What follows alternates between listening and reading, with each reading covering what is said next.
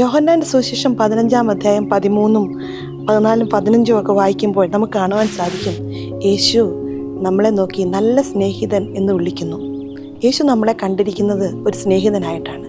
പിതാവിൻ്റെ ഹൃദയത്തിലുള്ള എല്ലാം നമ്മളെ അറിയിച്ചതുകൊണ്ട് ഇനി മുതൽ നിങ്ങൾ ദാസനല്ല സ്നേഹിതനാണെന്ന് പറയുന്നു.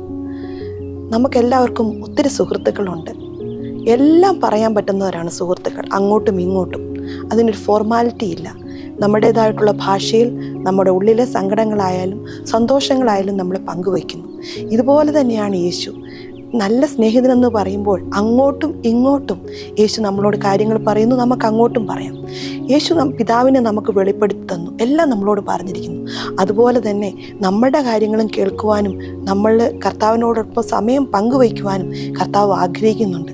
അതുകൊണ്ട് തന്നെ ദൈവത്തോടുകൂടി ഇരിക്കുന്ന സമയം അത് വളരെ എക്സൈറ്റഡ് ആയിട്ട് കർത്താവിനോട് ചേർന്നിരുന്ന് എല്ലാ കാര്യങ്ങളും പങ്കുവയ്ക്കുവാൻ, നിങ്ങളുടെ ഹൃദയത്തിലെ സങ്കടങ്ങളും സന്തോഷങ്ങളും എല്ലാം പങ്കുവയ്ക്കുവാൻ യേശു നല്ല സ്നേഹിതനായിട്ട് കർത്താവ് നമ്മളെ കാത്തിരിക്കുന്നു.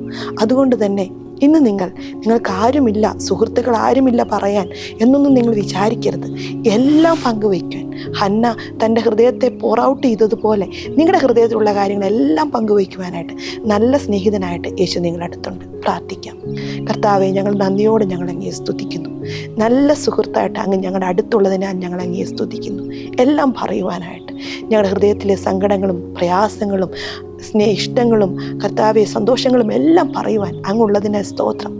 അങ്ങ് ഞങ്ങളെ സ്നേഹിക്കുന്നതിനായിട്ട് നന്ദി കർത്താവെ. ഞങ്ങളങ്ങയെ സ്തുതിക്കുന്നു, ഞങ്ങളങ്ങയെ സ്നേഹിക്കുന്നു. എല്ലാ മാനവും മഹത്വവും എൻ്റെ യേശുവിൻ്റെ നാമത്തിൽ. ആമേൻ.